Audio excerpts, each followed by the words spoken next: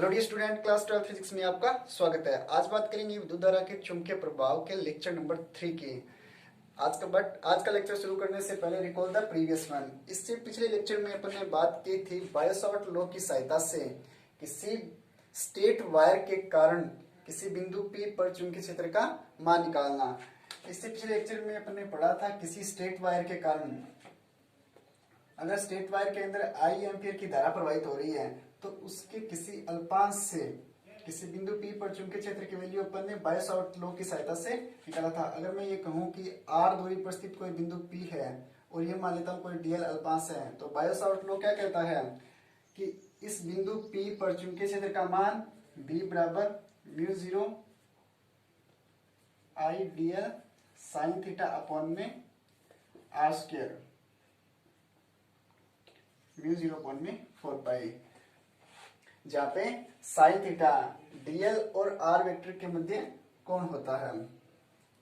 अब इस complete wire के ऊपर कंप्लीट वायर के कारण इस बिंदु P पर चुंबकीय क्षेत्र का मान कितना आएगा, तो ये निकाला था B बराबर μ0 I अपॉन में 4 पाई d साइन φ1 प्लस साइन φ2।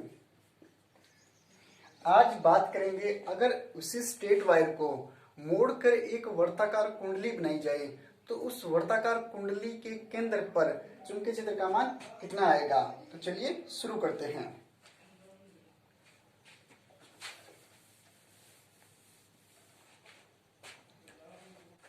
मैं ये कहूं कि कोई वर्ताकार कुंडली है जिसके अंदर I एम्पियर की धारा प्रवाहित हो रही है। मान लेते हैं कि ये कोई वर्ताकार कुंडली है जिसके अंदर I एम्पियर की धारा प्रवाहित हो रही है।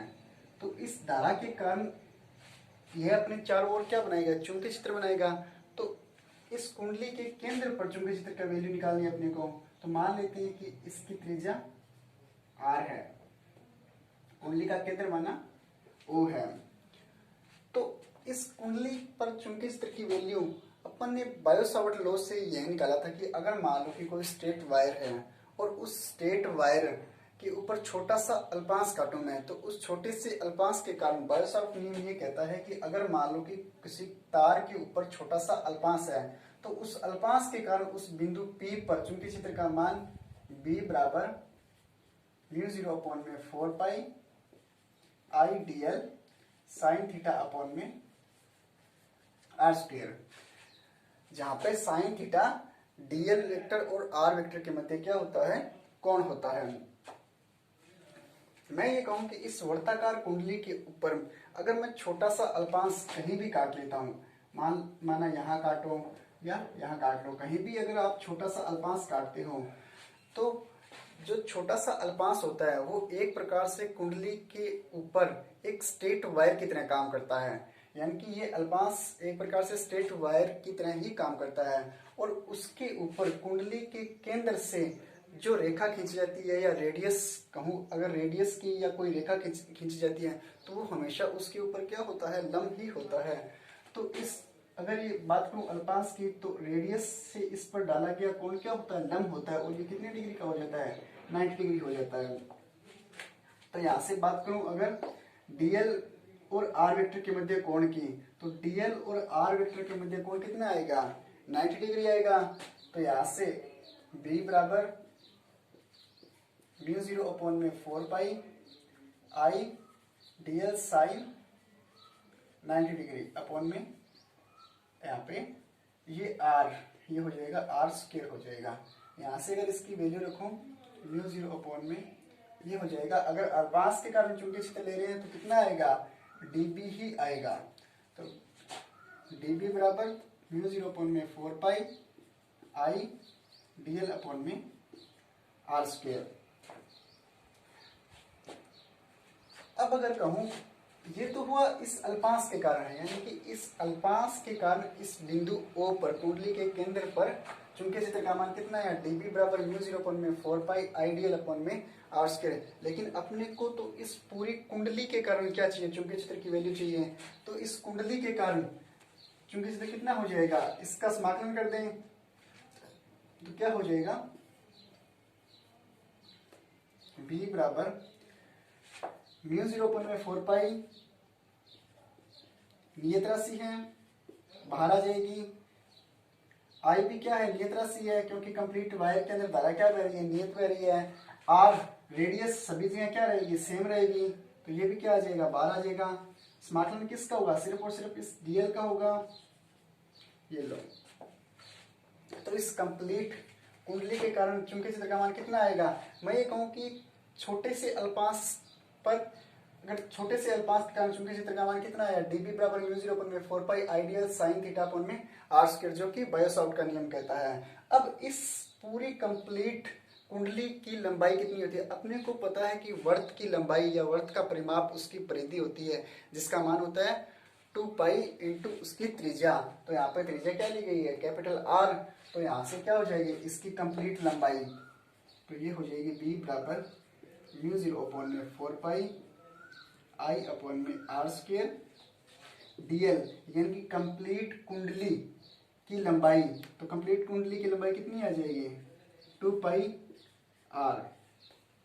यहाँ से अगर इसकी वैल्यू निकालूं तो ये आ जाएगी बी बराबर म्यू 0/4 पाई आई अपॉन में आर, जो कि क्या है, ये आ जाएगी म्यू 0/4 पाई आई बटा में आर स्क्वायर गुणा, नहीं, ये यहाँ से क्या हो जाएगा, एक आर से एक आर कैंसिल हो गया, पाई से पाई कैंसिल हो गया, बचेगा क्या 2 पाई आर, यानी कि कुंडली के केंद्र पर चुंबकीय क्षेत्र का मान कितना आएगा, म्यू 0/2 आर। इस कुंडली के केंद्र पर चुंबकीय क्षेत्र का मान आएगा बी बराबर म्यू 0 आई अपॉन में 2 आर। दोबारा देखना, अगर मैं कहूं कि कुंडली के कारण इसके केंद्र पर चुंबकीय क्षेत्र का मान कितना आएगा, तो बायो-सावर्ट के नियम से अगर अल्पांश काटो तो उसके लिए चुंबकीय क्षेत्र का मान आएगा डीबी बराबर म्यू 0/4 पाई आई डीएल साइन 90 अपॉन में आर स्क्वायर। अब ये 90 क्यों लिया गया है, अपन ने तरंग प्रकाश की लेक्चर में पढ़ा था कि अगर मान लो कि गोलीय तरंगागर बहुत अधिक दूरी पर होता है तो वह हमेशा कैसा दिखाई देता है, समतल दिखाई देता है। तो इस कंप्लीट कुंडली के ऊपर अगर अल्पांश काटो तो वह एक प्रकार से कैसा दिखाई देता है, समतल ही दिखाई देता है। इसलिए उसके ऊपर कोई भी अगर आप रेखा खींचोगे तो वो कैसा दिखाई देगा, 90 डिग्री ही दिखाई देगा। इसलिए ये एंगल कितना आएगा, 90 आएगा। अब अगर मैं बात करूं कि ये अल्पांश कहीं भी ले सकते हैं, अपन यहाँ भी ले सकते हैं, यहाँ भी, यानी कि इस कंप्लीट कुंडली के ऊपर कहीं पर भी इस अल्पांश को ले सकते हैं। तो इस अल्पांश टोटल चुंबकीय क्षेत्र का मान निकालना है अपने को, तो टोटल जो चुंबकीय क्षेत्र का मान आएगा तो इस अल्पांश, जितने इसके ऊपर अल्पांश काटेंगे वो सारे क्या हो जाएंगे, काउंट हो जाएंगे। तो इस सारे अल्पांशों को काउंट करने के लिए क्या किया जाता है, उसका समाकलन किया जाता है। तो यहाँ से डीपी बराबर mu 0/4 pi I d l r square क्या करूंगा, समाकलन करूंगा, जिससे कि अपने पास क्या आ जाएगा, इस कंप्लीट कुंडली के ऊपर चुंबकीय क्षेत्र की वैल्यू आ जाएगी। अब बात करूं कि इस कुंडली के केंद्र पर चुंबकीय क्षेत्र की दिशा कैसे होगी। मैं ये कहूं कि इसके अंदर आई एम्पियर की धारा इस प्रकार बह रही है, क्लॉकवाइज। तो क्लॉकवाइज धारा बह रही है इसके अंदर, तो अपन ने चुंबकीय क्षेत्र की दिशा निकालने के लिए राइट हैंड थंब रूल की बात की थी। तो राइट हैंड थंब रूल क्या कहता है, अपने राइट हैंड को इस प्रकार फैलाओ कि अंगूठा धारा की दिशा में रहे। तो अंगूठा धारा की दिशा में रहे, तो जिस बिंदु पे अपने को चुंबकीय क्षेत्र की दिशा निकालनी होती है तो उस उंगलियों को उस बिंदु के ऊपर रखो। तो उंगलियां जिस दिशा में संकेत करती है वही दिशा किसकी होती है, चुंबकीय क्षेत्र की होती है। तो इस डीएल के कारण मेरे को इस बिंदु ओ पर निकालनी है, तो धारा की दिशा इस प्रकार है, यानी कि डीएल अल्पांश के कारण धारा की दिशा कैसी होगी, इस प्रकार होगी। तो इस बिंदु पे निकालना है तो क्या हो जाएगा, अंदर की ओर, यानी कि इस डीएल अल्पांश के कारण चुंबकीय क्षेत्र का मान क्या आएगा, अंदर की ओर रहेगा। मैं ये कहूं कि मेरे को इस अल्पांश के कारण, यानी कि मान लेते हैं कोई अल्पांश डीएल यहां लिया, इस अल्पांश के कारण मेरे को क्या निकालना है, इस बिंदु ओ पर चुंबकीय क्षेत्र का मान निकालना है। तो इस अल्पांश के ऊपर धारा की दिशा क्या हो जाएगी, कुछ इस प्रकार हो जाएगी। तो इस प्रकार होगी, तो यहाँ पे रखूंगा अंगूठा धारा की दिशा में, तो मुड़ी हुई उंगलियां जिस ओर संकेत करती है वही किसकी होती है, चुंबकीय क्षेत्र की दिशा होती है। अगर बात करूं इस अल्पांश के कारण, तो इस अल्पांश के ऊपर धारा की दिशा कैसे हो जाएगी, कुछ इस प्रकार हो जाएगी। तो यहाँ से अंगूठा धारा की दिशा में मुड़ी हुई उंगलियां किस ओर संकेत कर रही है, अंदर की ओर।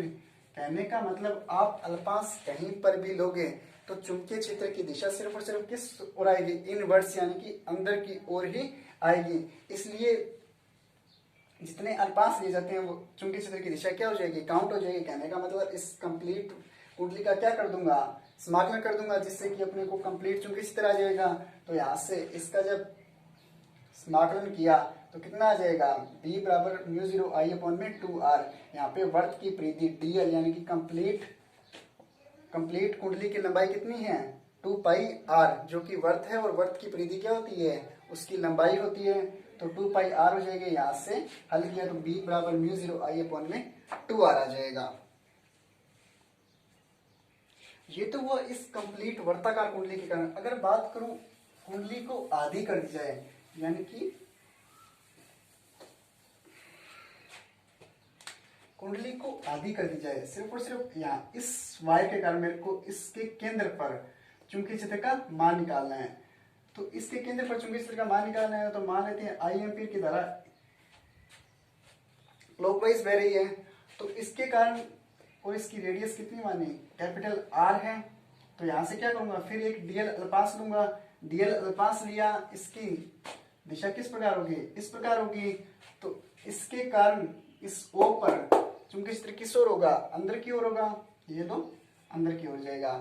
डीएल अल्पांश के कारण केंद्र O पर चुंबकीय क्षेत्र का मान कितना आ जाएगा, बायो-सावर्ट नियम से B बराबर म्यू 0 अपॉन में 4 पाई आई डीएल साइन, फिर 90 हो जाएगा अपॉन में कैपिटल R स्क्वायर। 90 क्यों होगा, क्योंकि फिर वर्त है या अर्धवर्त है, अर्धवर्त के ऊपर अल्पांश लोगे तो क्या वो, अगर उसके ऊपर केंद्र से कोई रेखा खींचे तो वो क्या होता है, उसके ऊपर लंब होता है। तो ये कितना हो जाएगा, एंगल 90 डिग्री हो जाएगा। यहां से b बराबर म्यू 0 अपॉन में 4 पाई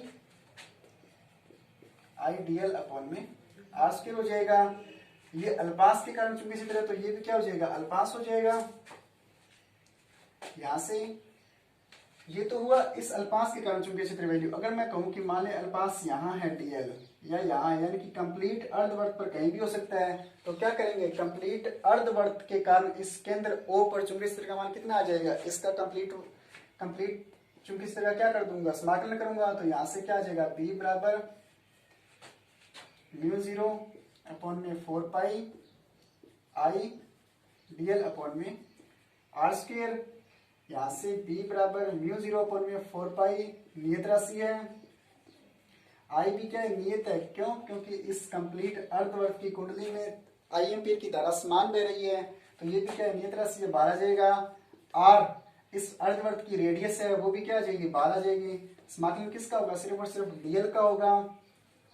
यहाँ से अभी अल्पांश इस अर्धवर्त की कुंडली पर कहीं भी हो सकता है, तो इस अर्धवर्त की कुंडली का क्या लिया जाएगा, परिमाप लिया जाएगा। और अर्धवर्त की कुंडली यानी कि अर्धवर्त की परिधि क्या होती है, b बराबर म्यू 0 आई अपॉन में 4 पाई R स्क्वायर। और ये इसका मान कितना आ जाएगा, पाई R हो जाएगा। यहाँ से जब इसको हल करूंगा तो b बराबर म्यू 0 आई अपॉन में 4 पाई R, यानी कि अर्धवर्त के कारण, यानी कि अर्धवर्त की कुंडली के कारण इस केंद्र O पर चुंबकीय क्षेत्र का मान कितना आया, b बराबर म्यू 0 आई अपॉन में 4 पाई R। कहने का तात्पर्य, अगर मान लो कि कुंडली अर्धवर्ताकार है, तो अर्धवर्ताकार कुंडली के कारण जो चुंबकीय क्षेत्र आया वो आया b बराबर म्यू 0 आई अपॉन में 4 पाई R। और कंप्लीट वर्ताकार कुंडली के कारण जो मान आया था वो आया था b बराबर म्यू 0 आई अपॉन में 2r। ये पाई से पाई भी कैंसिल हो गया तो 4r हो जाएगा, और ये आया 2r। कहने का मतलब, अगर मान लो कुंडली कंप्लीट है यानी कि वर्ताकार की है, तो उसके लिए आया b बराबर म्यू 0 आई अपॉन में 2r। अगर मान लो कि कुंडली को आधी कर दी जाती है, तो जब कुंडली को आधी कर दी जाती है तो उसके ऊपर जो चुंबकीय क्षेत्र का मान आएगा वो भी क्या हो जाएगा, उसका आधा हो जाएगा।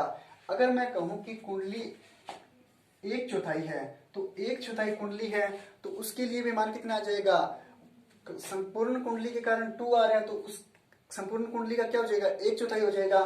तो अगर मान लो कि कुंडली चतुर्थांश के रूप में है, तो चतुर्थांश के रूप में है तो इसका मान कितना आ जाएगा, b बराबर म्यू 0 आई अपॉन में 2r बटे में 4 हो जाएगा, तो ये मान कितना आ जाएगा, बी बराबर म्यू 0 आई अपॉन में 8R हो जाएगा। कहने का मतलब जैसे जैसे कुंडली का मान चेंज होता जाता है, यानी कि पहले वर्ताकार की थी, उसके बाद में अर्धवर्ताकार और फिर 1/4 रह गई, तो इसका मान भी लगातार क्या होता जाता है, कम होता जाता है। ये तो वो कुंडली की फिक्स लंबाई के लिए। कहने का तात्पर्य पहले वर्ताकार थी, उसके बाद में अर्धवर्ताकार, उसके बाद में 1/4 या 1/8 है। अब मैं बात करूं कि अगर मान लो कि इस कुंडली की लंबाई फिक्स नहीं है, तो उसके कारण उसके केंद्र पर चुंबकीय क्षेत्र का मान किस प्रकार निकाला जाएगा।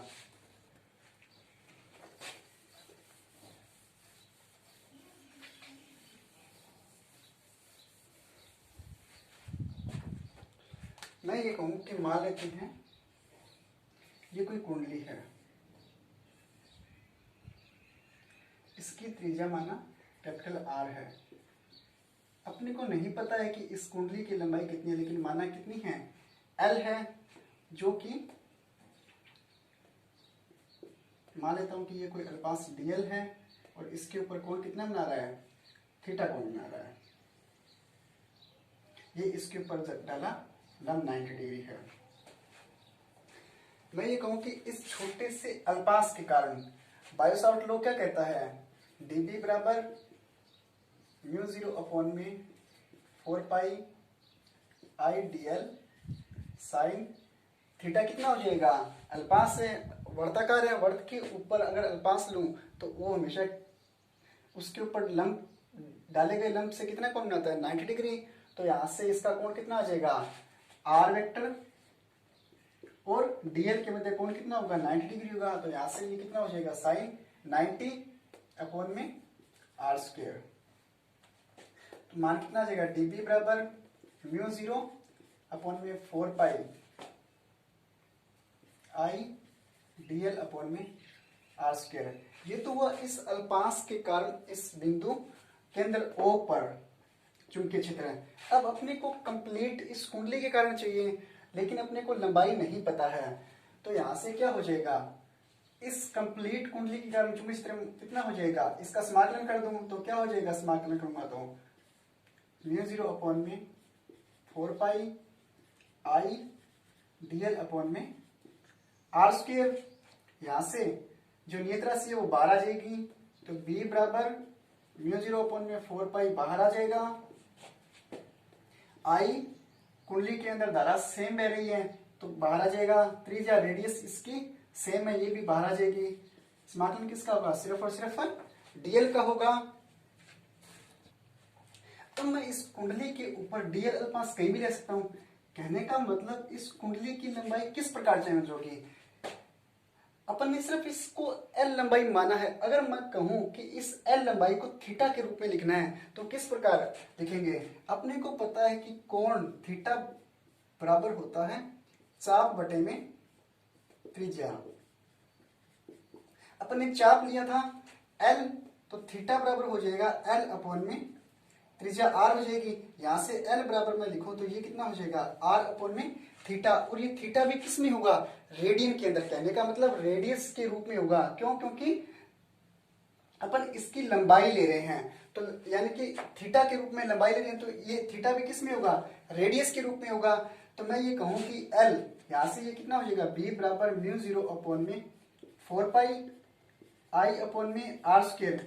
और ये डीएल अल्पांश कंप्लीट कुंडली के ऊपर डीएल अल्पांश है और अपन कहीं भी ले सकते हैं, और इसका रेडियस के रूप में लिखूं तो क्या हो जाएगा, आर थीटा हो जाएगा। ये यहां से अगर इसकी वैल्यू निकालो, बी बराबर म्यू 0 अपॉन में 4 पाई, एक आर से एक आर कैंसर, ये हो जाएगा थीटा। और थीटा भी किस में है, रेडियन के रूप में। कहने का मतलब 2 पाई 3 पाई 4 पाई पाई का 2 3 पाई बाई 2। तो यहां से वैल्यू कितनी आ जाएगी इस अल्पांश के कारण, यानी कि L लंबाई की कुंडली के कारण इसके केंद्र पर चुंबकीय क्षेत्र का मान कितना आएगा, B बराबर म्यू 0 आई अपॉन में 4 पाई आर और थीटा साथ में, क्योंकि ये थीटा भी क्या होगा, चेंज होगा। अगर मान लो कि कुंडली और बड़ी हो जाती तो ये थीटा की वैल्यू क्या हो जाएगी, चेंज हो जाएगी।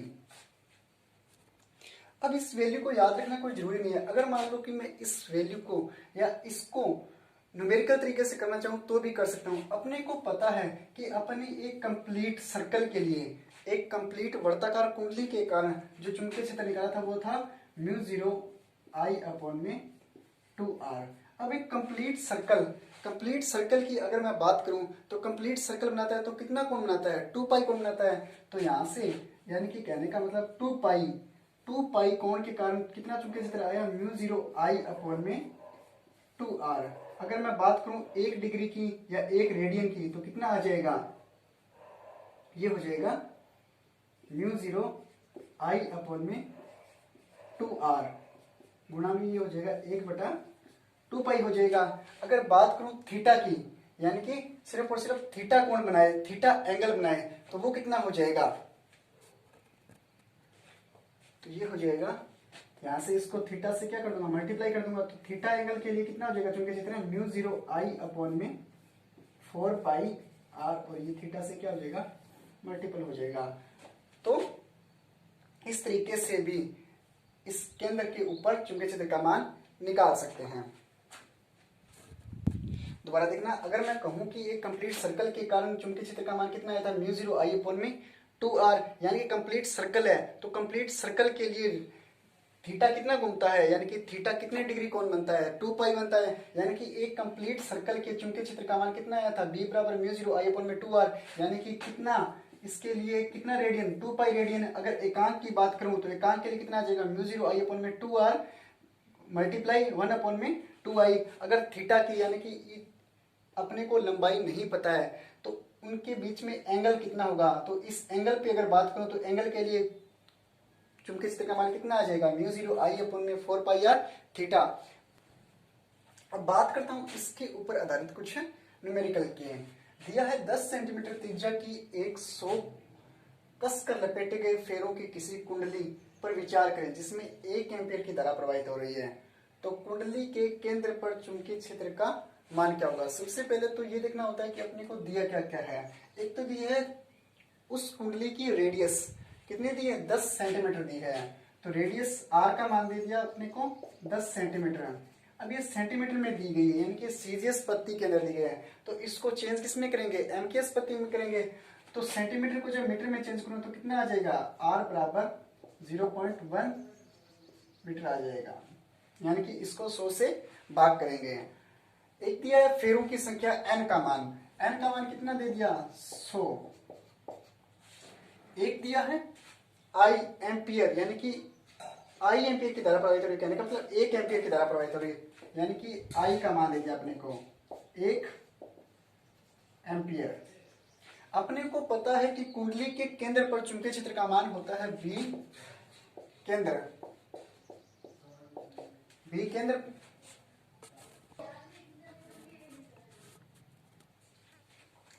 पर हो जाएगा म्यू 0 I अपॉन में 2r, और फेरों की संख्या जितने फेरे हैं उतना ही क्या हो जाएगा, इसके साथ गुणा हो जाएगा ये n।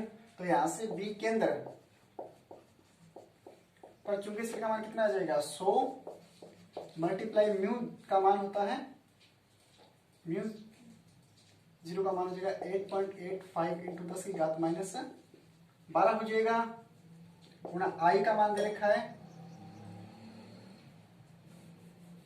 म्यू 0 अपॉन में 4 पाई, म्यू 0 अपॉन में 4 पाई का मान होता है 10 की घात माइनस 7।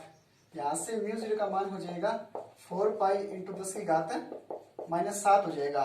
तो ये मान इसके अंदर रखूंगा तो म्यू 0 का मान कितना हो जाएगा, 4 पाई इंटू 10 की घात माइनस 7। I का मान दे दिया 1 एम्पियर अपॉन में 2r का मान दे दिया 0.1 मीटर हो जाएगा। जब इसको हल करूंगा तो ये आ जाएगा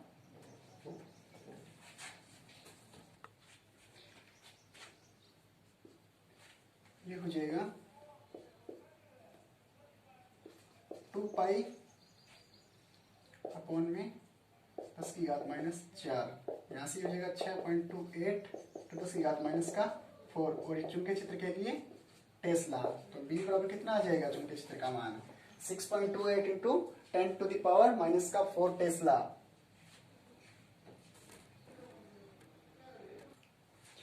दिया है हीलियम का एक नाभिक 1.8 मीटर त्रिज्या के वर्त का 2 सेकंड में एक चक्कर पूर्ण करता है।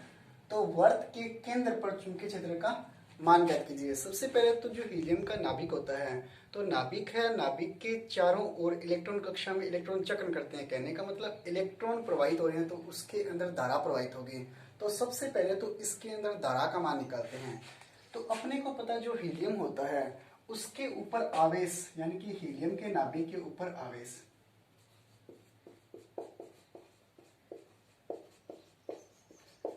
हीलियम के नाभिक के ऊपर आवेश होता है इलेक्ट्रॉन के आवेश का 2 गुना। तो हीलियम के नाभिक के ऊपर आवेश हो जाएगा 2e। हीलियम के नाभिक पे आवेश कितना हो जाएगा? 2 गुना, इलेक्ट्रॉन के आवेश का 2 गुना हो जाएगा। और चक्र पूरा कितने टाइम में करता है? 2 सेकंड में चक्र पूर्ण करता है। तो t का मान कितना दे दिया इसने? 2 सेकंड। अब मैं कहूं कि इसके कारण यानी कि हीलियम के नाभिक में कितनी धारा प्रवाहित हो रही है, यानी कि जब वो एक पूर्ण चक्र करता है तो उसके अंदर कितनी धारा प्रवाहित हो रही है? तो अपने को पता है कि धारा I बराबर होता है क्या वो अपॉन में T। तो यहां से I का मान कितना आ जाएगा? 2e अपॉन में ये हो जाएगा 2 सेकंड हो जाएगा। तो यहां से I का मान कितना आ गया? 1.6 इंटू 10 की घात माइनस 19 एम्पियर हो जाएगा। क्यों? क्योंकि इलेक्ट्रॉन का मान कितना होता है? 1.6 इंटू 10 की घात है माइनस 19 हो जाएगा। और I का मान कितना आ गया? एम्पियर में आ गया।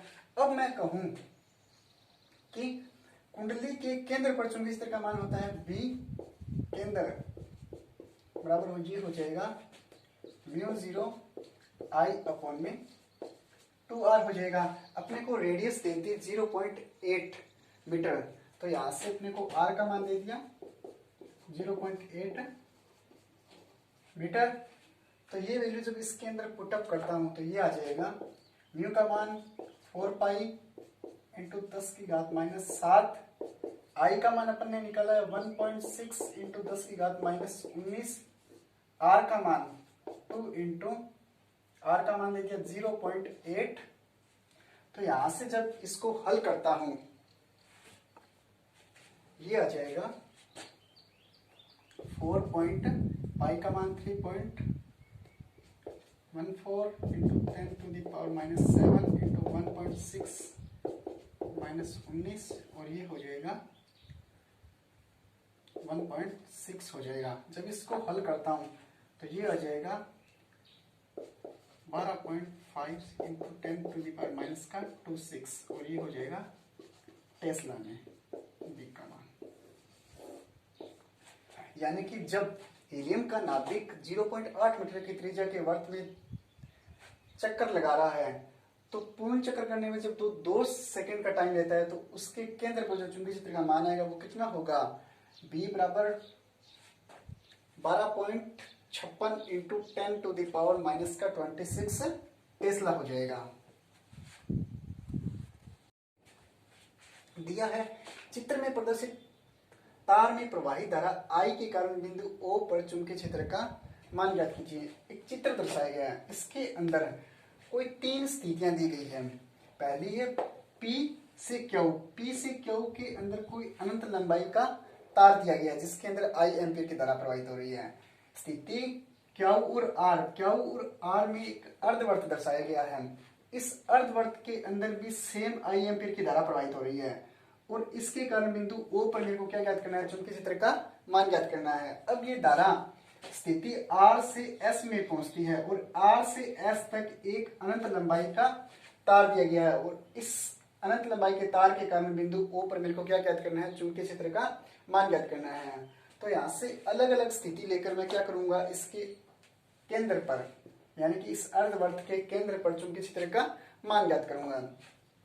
इससे पहले लेक्चर में अपन ने एक स्टेट वायर के कारण किसी बिंदु पर चुंबकीय क्षेत्र का मान ज्ञात किया था और उसकी विशेष स्थितियों के अंदर कुछ पढ़ा था। अगर मान लो कि किसी अनंत लंबाई के कोई स्टेट तार दिया गया है, अगर बिंदु P उसके एक छोर के ऊपर स्थित है।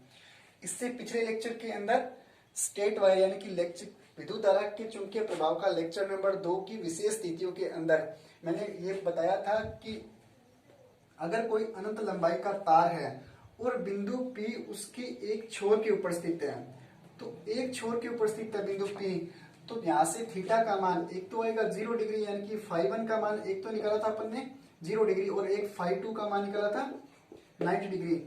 φ1 का मान 0 डिग्री निकाला था, क्यों? क्योंकि φ1 यानी कि बिंदु P इसके एक छोर पे स्थित है, और φ2 का मान अपन ने निकाला था 90 डिग्री। क्यों? क्योंकि तार क्या है? अनंत लंबाई का, यानी कि अनंत लंबाई के तार के लिए φ1 का मान अपन ने कितना निकाला था? 90 डिग्री निकाला था। अगर मैं स्थिति P1 की बात करूं तो P1 स्थिति के लिए अपने को इस बिंदु O पर मेरे को क्या निकालना है? चुंबकीय क्षेत्र का मान निकालना है। तो इस PQ तार के लिए PQ क्या है? तार क्या है? स्ट्रेट एकदम अनंत लंबाई का तार है, और अनंत लंबाई का तार है, और यहाँ पे क्या स्थिति के ऊपर क्या हो जाता है? क्या स्थिति के एक छोर पे बिंदु O स्थित है। तो इस O बिंदु के लिए मेरे को क्या निकालना है? चुंबकीय क्षेत्र का मान निकालना है। तो ये रहा अपना अनंत लंबाई का तार PQ, और क्या स्थिति की एक छोर पे क्या स्थित है? अपने पास है बिंदु O स्थित है, जिसके लिए अपने को चुंबकीय क्षेत्र का मान निकालना है। अगर मैं कहूं कि इस PQ स्थिति के लिए चुंबकीय क्षेत्र का मान, यानी कि PQ स्थिति के लिए चुंबकीय क्षेत्र का मान कितना आ जाएगा? जो कि अपन ने अनंत लंबाई के तार के कारण उसके एक छोर पर स्थित विद्युत चुंबकीय क्षेत्र का मान निकाला था। B बराबर μ0 I अपॉन में 4 पाई D। यहाँ पे D लिखा था, और D क्या था? एक छोर से उस बिंदु की दूरी। तो यहाँ पे ये दूरी कितनी है? अर्धवर्त दिया गया है ये, और अर्धवर्त की रेडियस ही क्या है? इनके मध्य की दूरी है। तो यहाँ से क्या आ जाएगा? PQ स्थिति के लिए क्या आ जाएगा? μ0 I इसके अंदर क्या बहेगी? सेम बहेगी। तो μ0 I अपॉन में 4 पाई स्मॉल r। क्यों? क्योंकि स्मॉल r क्या है? इस अर्धवर्त की रेडियस है। अब ये धारा अर्धवर्त के लिए, अब अगर मैं अर्धवर्त की बात करूं तो इस लेक्चर में अपन ने पढ़ा था कि अर्धवर्त के लिए बिंदु QR के लिए चुंबकीय क्षेत्र की वैल्यू निकाली थी अपन ने μ0 I अपॉन में 4 pi small r। μ0 I upon में 4 पाई स्मॉल r, जो कि क्या है? अर्धवर्त की स्थिति के अंदर चुंबकीय क्षेत्र की वैल्यू है। किसके ऊपर? इसके केंद्र पर, यानी कि अर्धवर्त के केंद्र पर है। याद हो तो अपन ने लिखा था एक कंप्लीट सर्कल के लिए कितना निकाला था? μ0 I अपॉन में 2r। μ0 I अपॉन में 2r निकाला था। तो यहाँ से अर्धवर्त के लिए निकालूंगा तो क्या हो जाएगा? चुंबकीय क्षेत्र की वैल्यू भी क्या हो जाएगी? इसकी आधी हो जाएगी। तो यहाँ से अर्धवर्त के लिए क्या हो जाएगा? B1 अपॉन में हाफ, ये क्या हो जाएगा? μ0 I अपॉन में 4r हो जाएगा। तो QR स्थिति क्या कहती है? QR स्थिति अर्धवर्त है, और अर्धवर्त और केंद्र O कहाँ स्थित है? उसके केंद्र पर स्थित है। तो यहाँ से क्या हो जाएगा? अर्धवर्त के लिए QR स्थिति के लिए क्या हो जाएगा? μ0 I अपॉन में 4r। अब बात करूं तीसरे केस की, तो तीसरे केस के अंदर RS भी क्या है? एक है अनंत लंबाई का स्ट्रेट तार है। तो अनंत लंबाई का स्ट्रेट तार और बिंदु O इसके एक छोर पे स्थित है। अब इसके एक छोर पे स्थित है, तो यहां से क्या हो जाएगा? मैं ये कहूं कि ये लो, ये स्ट्रेट तार है, ये हो गया R और ये हो गया S, और बिंदु O ये लो, यहां से ये इसकी रेडियस हो गई। तो इस तार के कारण RS तार के कारण इस O बिंदु पर मेरे को क्या निकालना है? चुंबकीय क्षेत्र का मान निकालना है। तो पिछले लेक्चर में अपन ने बात की थी, एक अनंत लंबाई के तार के कारण उसके एक छोर पर स्थित चुंबकीय क्षेत्र का मान कितना होता है? B बराबर एक छोर पे स्थित है, तो फाई का मान एक तो हो जाएगा 0 डिग्री, एक हो जाएगा 90 डिग्री। तो यहां से क्या आ जाएगा? ये μ0 I अपॉन में 4 पाई D, और D कितना दे रखा है? रेडियस। तो यहाँ से क्या हो जाएगा? 4 पाई R हो जाएगा। तो यहाँ से तीसरी स्थिति की अगर बात करूं तो तीसरी स्थिति के लिए क्या हो जाएगा? B RS, तो ये हो जाएगा μ0 I अपॉन में 4 पाई स्मॉल r। क्यों? क्योंकि ये रेडियस कितनी है? इस अर्धवर्त की रेडियस है, तो ये दूरी कितनी हो जाएगी? R हो जाएगी। अब इस संपूर्ण यानी कि पी क्यू क्यू आर और आर एस तीनों के कारण इस ओ पर चुंबकीय क्षेत्र का मान कितना होगा। तो इसके लिए क्या करेंगे, अपन इस बिंदु ओ पर इस धारा के कारण क्या करेंगे, चुंबकीय क्षेत्र की दिशा ज्ञात करेंगे। मैं ये कहूं कि पी क्यू स्थिति में, पी क्यू स्थिति के अंदर चुंबकीय क्षेत्र की दिशा ओ पर क्या होगी, वही राइट हैंड थंब रूल होगा। राइट हैंड थंब रूल से अंगूठे को धारा की दिशा में बिंदु ओ पर निकालना है। तो ओ पर इस आर एस वाई के कारण चुंबकीय क्षेत्र का मान किस ओर होगा, इनसाइड दी बॉल यानी कि इनवर्ट दी बॉल, अंदर की तरफ होगा। दूसरी स्थिति में अगर बात करूं तो यहाँ पे एक छोटा सा अल्पांश काटूं और इसके अंदर धारा किस दिशा में है, इस दिशा में है।